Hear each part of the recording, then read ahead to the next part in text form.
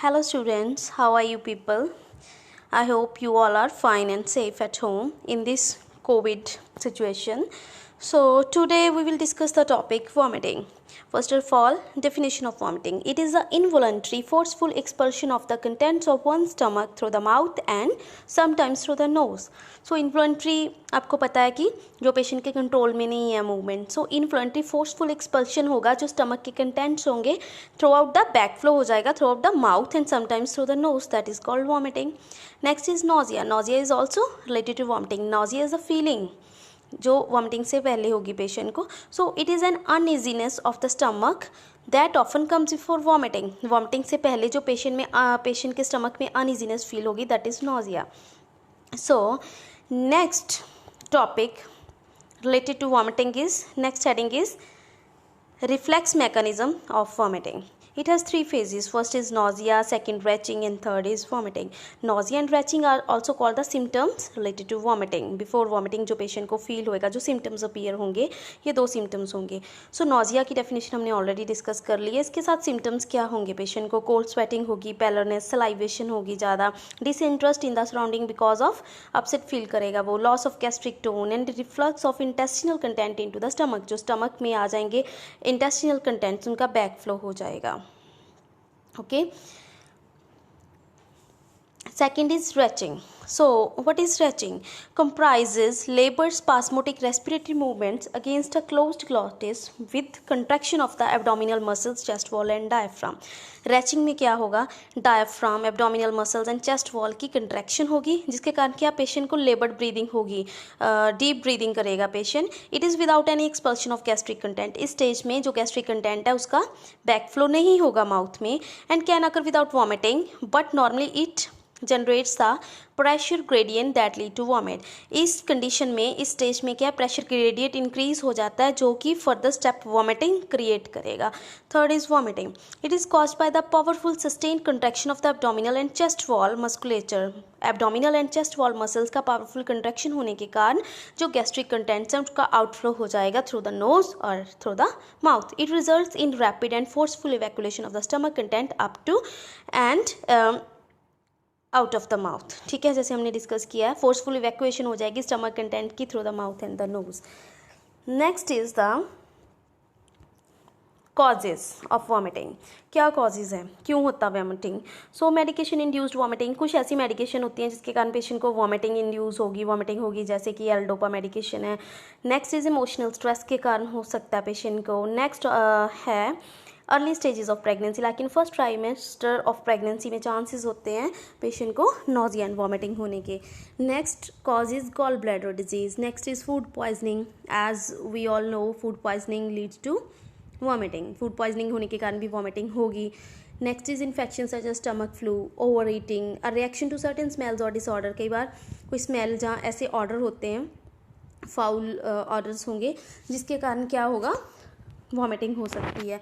Next is heart attack, brain tumour, brain injury and some forms of cancer also lead to vomiting. Appendicitis, you people know very well what does it mean. Appendicitis के कारण भी vomiting होने के chances हैं.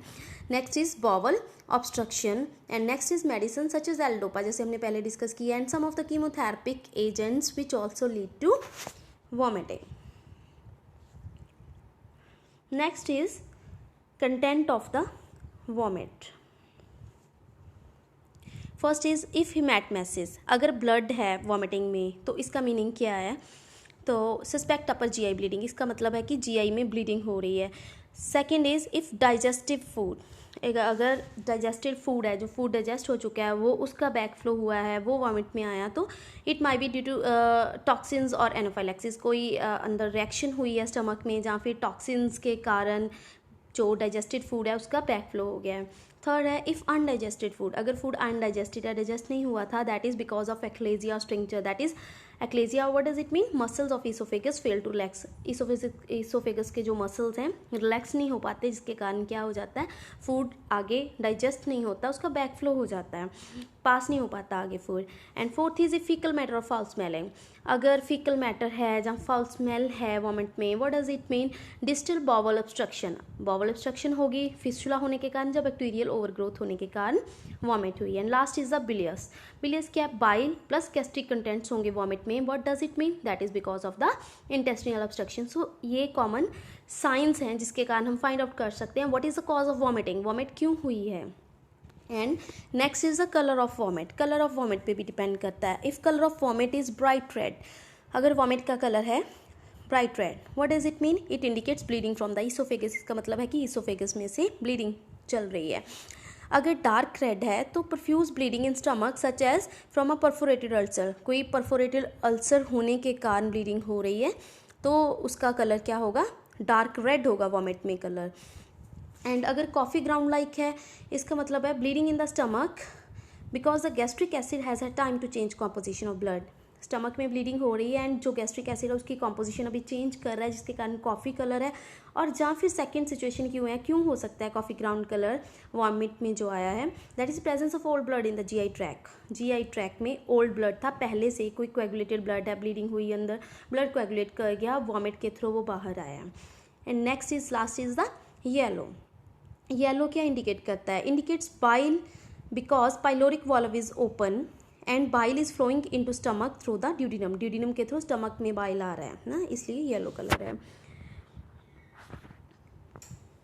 And next is the most important part is management. So first of all medical management में as we know very well patient is suffering from vomiting, we are discussing about vomiting and then we should provide antiemetics to the patient. तो antiemetics का क्या action होगा?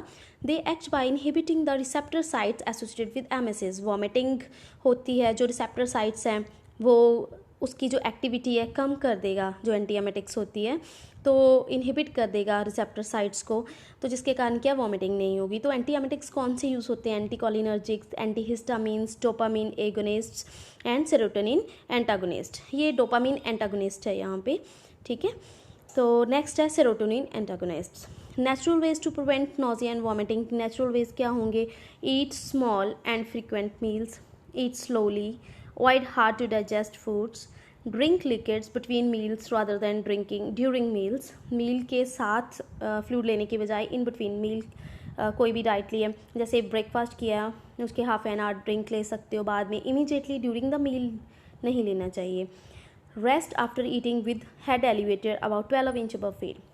Eating करने के बाद जब भी ब्रेकफास्ट लंच और डिनर हो रहा है, इवनिंग स्नैक ली है, तो उसके बाद क्या हेड एलिवेट करके रेस्ट करनी है. That will also prevent nausea and vomiting. Is it okay to all of you? If any query you can comment in the comment box. Okay students, all the best.